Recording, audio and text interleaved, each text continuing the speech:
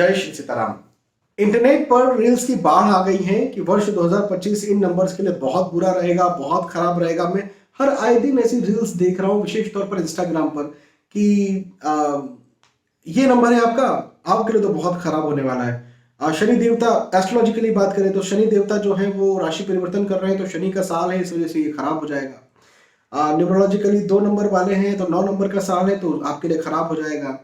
देखो, ऐसा नहीं होता। केवल एक चीज ही पूरी लाइफ में, पूरे ऑकल्ट्स में मायने नहीं रखती है। मैं बोलूं सिर्फ एस्ट्रोलॉजी एस्ट्रोलॉजी एस्ट्रोलॉजी नहीं जी, आपका वास्तु भी मायने रखता है। मैं बोलूं सिर्फ वास्तु वास्तु वास्तु नहीं जी, एस्ट्रोलॉजी भी मायने रखती है।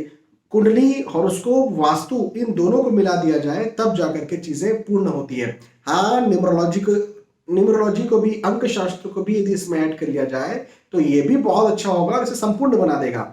लेकिन हमें सिर्फ एक बात को लेकर के जो ये बताया जा रहा है कि या डराया जा रहा है, कहेंगे डरना नहीं है।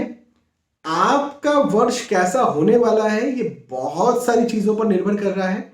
आपके घर पर निर्भर कर रहा है, आपके घर में जो स्ट्रक्चर है वो वास्तुनुरूप है या नहीं है। आपकी दशाएं चेंज हो रही हैं तो पॉजिटिव चेंज हो रही है, नेगेटिव चेंज हो रही है। आपकी शादी हुई है तो शादी के बाद में आपका भाग्योदय होना था, कुंडली मिलान करके शादी हुई थी कि नहीं हुई थी। आपकी संतान हुई तो संतान ने आपके भाग्योदय किया है या नहीं किया है। आपके अंक, हाँ अंक को भी लेंगे तो आपका अंक क्या इस वर्ष के अंक से फ्रेंडली है या फिर एनिमी है। तो बहुत सारी चीजों को जब बैलेंस कर लेंगे तब जाकर के हमें समझ में आएगा कि हमारे लिए ये वर्ष 2025 कैसा रहने वाला है। मैं ये कहूंगा कि फिजूल में, फालतू की बातों में आकर के डरिए मत, अपने वर्ष को खराब मत कीजिए।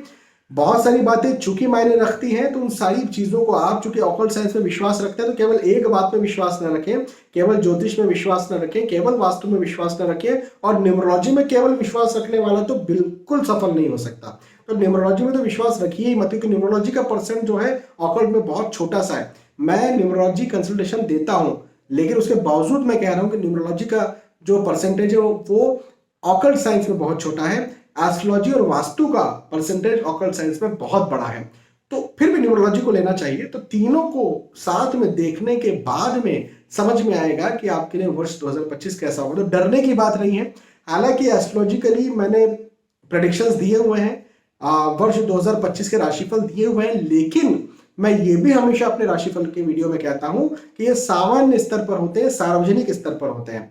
खुद के बारे में सटीक जानने के लिए अपनी कुंडली का विवेचन करवाना चाहिए। यदि मुझे जरूरत लगती है तो मैं वास्तु के बारे में भी कुछ सवाल करता हूं और नंबर्स को भी देखता हूं यदि जरूरत लगती है तो क्या समझे आप। आज के इस वीडियो को मेरे बनाने का मकसद ये है कि फिजूल में डरना नहीं है। शनि का साल है, मंगल का साल है, ये नंबर है आपका, और बस इसका एक रील आपने देखा और बस डर गए। ऐसे भर भर के मेरे पास कंसल्टेशन अब आने वाले हैं। सर उन्होंने तो कहा था बहुत खराब होगा, उन्होंने तो कहा था ये नंबर खराब होगा, उन्होंने तो कहा था ये साल खराब होगा। एक बात से मत डरिए, हाँ डर करके मत आइए। आपको यदि कोई क्यूरियोसिटी है, आपके मन में कोई बड़ा कुछ करने का मन है, कुछ महत्वपूर्ण करने का मन है, तब आप अपने मेरे पास आइए, आप मुझसे कंसल्टेशन लीजिए और फिर मैं आपको बताऊंगा। लेकिन डरिए मत, डर करके मेरे पास मत आइए। डरने की कोई बात नहीं है वर्ष 2025 में। ठीक है, बहुत बहुत धन्यवाद। फिर मिलेंगे आने वाले वीडियोस में। तब तक के लिए आज के इस वीडियो में सुनना चाहता हूं। जय श्री सीताराम।